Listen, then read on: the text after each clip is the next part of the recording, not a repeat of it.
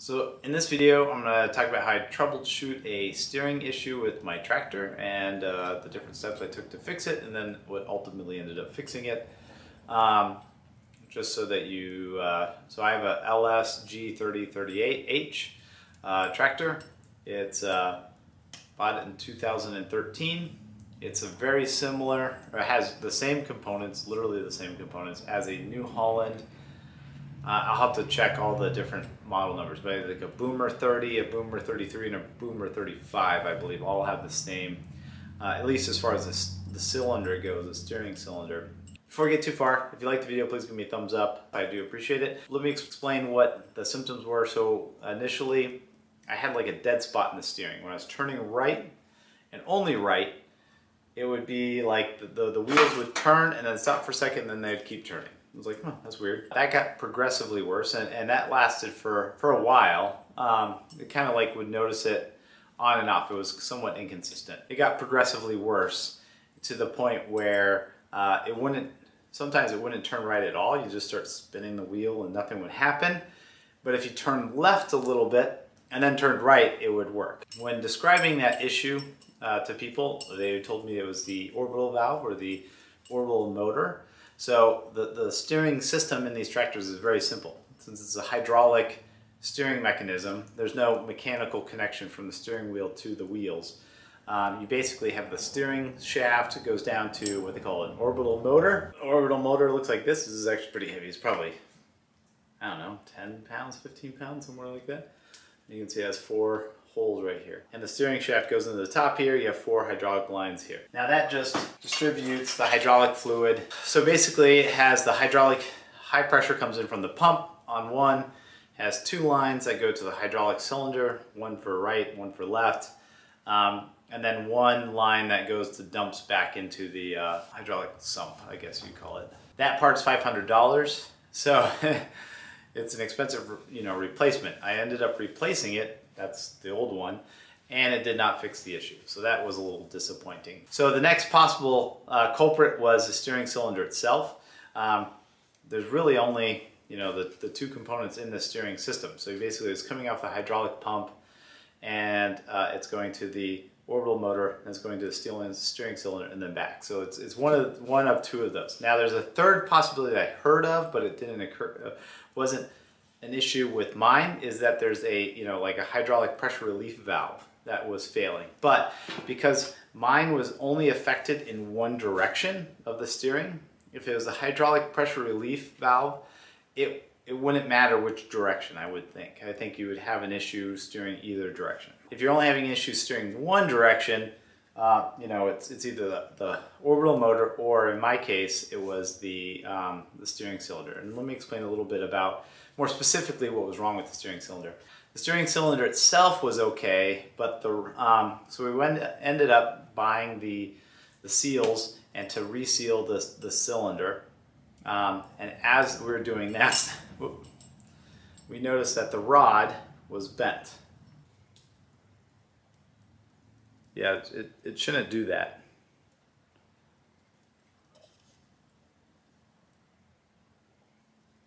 So this should have been straight all the way across here. So basically what's happening as the rod was moving in and out of the cylinder, and it's captured at one end, it's pushing, the seals down against the cylinder wall really hard on one side, but then allowing pressure to pass by on the other. Because the bend is really on this end here, it was probably occurring more in one direction than the other.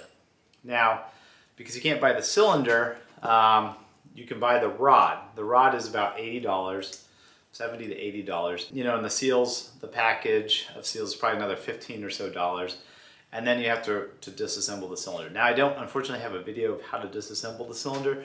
It's fairly simple. There's one like snap ring that holds all the guts in, and then once you remove that snap ring, you can remove the end cap from the cylinder. It's going to be rusty probably. It might be rusted in place. So removing that cap might be a little bit difficult, but once you remove it, the rod comes out. There's a gland set up here, and that's where it has all the seals on it. You replace the rod, so the seals, and then put it back together. So step number one is to remove the steering cylinder. Now I'm going to show you how to replace the orbital motor as well. That's a little bit further in the video. I'll also have a link down below that explains how to do that. So first step though would be to remove the steering cylinder. Let's get into that now, and then it'll be the orbital valve, and then I'll talk a little bit about some other things. All right, wheels off. So this is where I got access. Now I know that my bushing here is gone, so I've actually ordered replacement bushing as well. So there's a cotter pin, or not a cotter pin, a snap ring at the bottom here. This comes out, gets tapped off. On the other side, there's this bolt here, I believe, yeah. This comes out, and then this removes this whole piece here, and then allows you to tap, I believe, this pin out, either up or down. I can't remember which, but that's where that unscrews, something like that. So I used some snap ring pliers to remove the snap ring. Of course, the snap ring went flying off into Never Never Land, hanging out with Peter Pan and the Lost Boys. So next step is going to try to hammer this pin out. I kind of tapped on it a little bit with the sledge. I only have so much access to it, so I'm going to try to get a rod or something like that. The other thing I've thought about is getting a air hammer to go in and knock that out, and I think it'll do it in a jiff. I try to drop the air compressor, carry it out to the pasture. Let's see if this one does the trick here.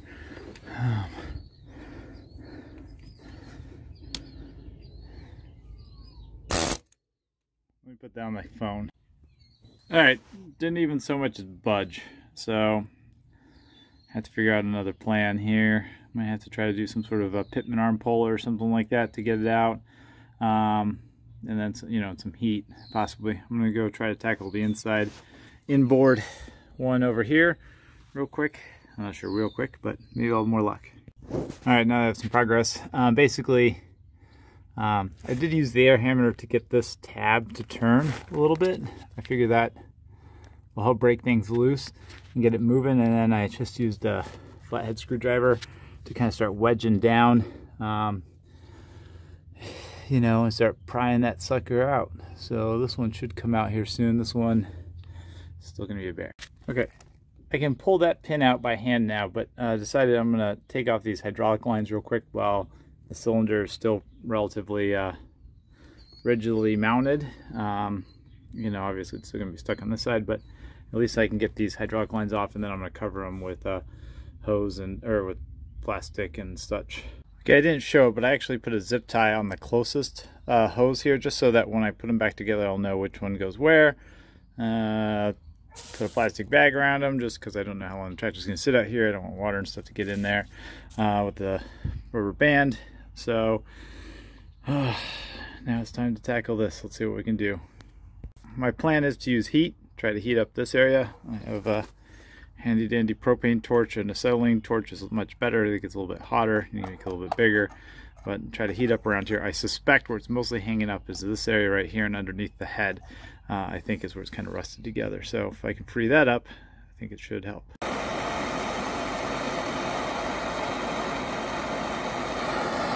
Okay, I gave up on the pin, so I'm just going to cut it off now. It's kind of handy having a cordless you know, angle grinder. I'm going to go ahead and just cut this off, and then I'm going to try to drive it.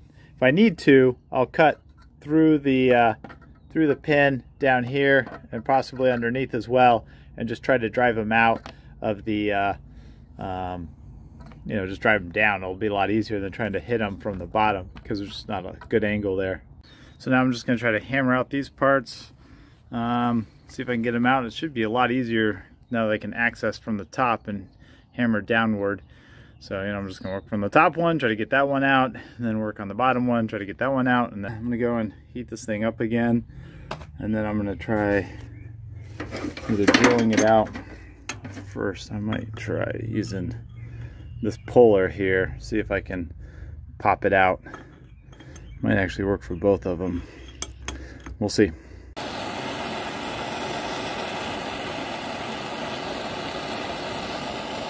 So this didn't have the reach to get all the way down, so I took one of the bolts to hold the wheel on to give it some reach. Now it's I've got it to pop a little bit. Let's see if we can get it to go just a little bit more. I had to, yep, there we go. It seems to be moving down. Yay. Yep, there we go. Sure beats having to drill it out. I'm trying to do other stuff. There we go. Probably if I had an air hammer now, I could probably knock it out. For the bottom one, you know, I just have this bolt that was hanging around. Just whale on it with a thing, and it's hard to tell, but it's starting to go in. So I'll just pop it out here in a sec. Yay! Reinstalling the cylinder is pretty easy. Basically the reverse of removal, you know, except for the cutting out of the pin part. I temporarily used a 3/4 inch bolt to hold the steering cylinder in because I didn't have time to get a replacement pin before I needed to use the tractor. And it seems to be working just fine. Excellent, problem solved. All right, so that's how you remove the steering cylinder. Like I said, there's a snap ring at the one end. It gets pulled out, disassembled, and then you know, replace the seals and then put it back together.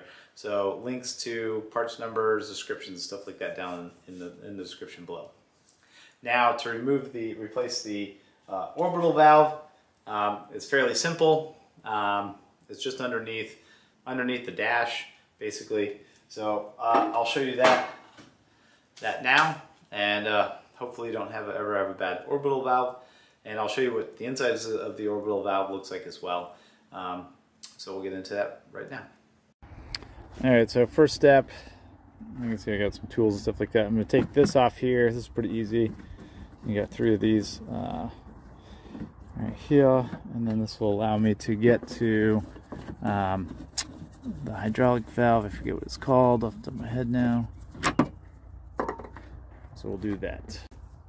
And next step, I'm going to take these hydraulic lines off. This one's a hard line, the other are soft lines. So what I'm going to do is maybe I'm going to take a zip tie and put a zip tie here just so I know that that's the top one of these two when I tuck these things off to the side here. And so got the zip tie on. So now it's there's a 19mm wrench here. Already broke it free.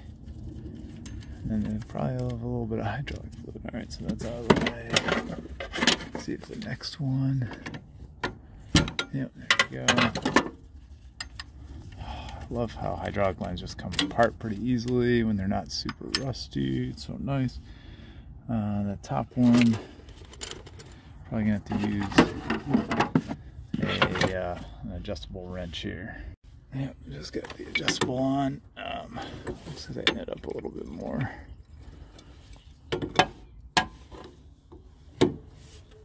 There we go.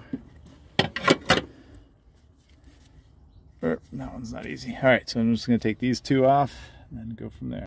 Alright, they all came off pretty easily, so now I'm just going to take off these bolts up here. Hopefully, with that, it'll just come off. I don't know how it's, I don't know, there's a shaft somehow going in here.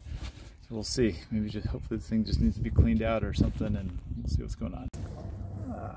17mm wrench, by the way. And these things are a little tough to get off. It's just they're torqued on there pretty good.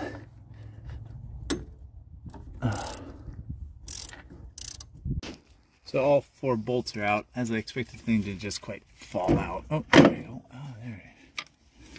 So let's see what it looks like. Huh. I guess it's pretty heavy. Alright, well, let's see what's going on inside this thing. I don't know if it's a good idea or not. I've never taken one apart before. So we'll see what happens here.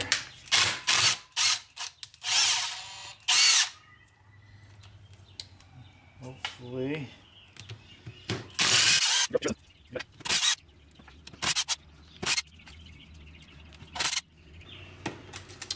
Okay, so this one goes there. I have to mark that somehow, or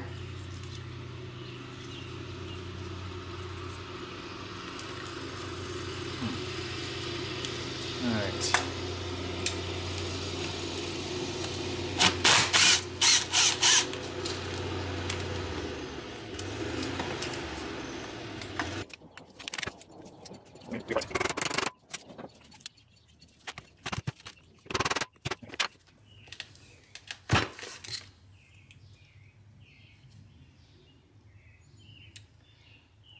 So this one goes right there. Alrighty. Put this off to the side.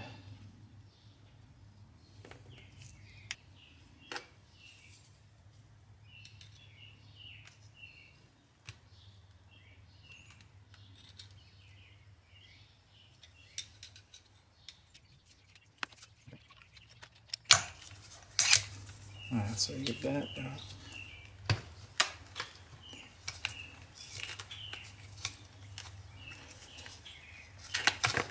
That out. Alright.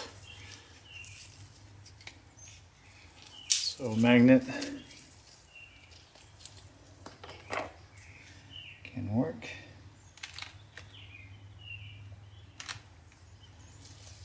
Now unfortunately for me, I don't know what else I can do here.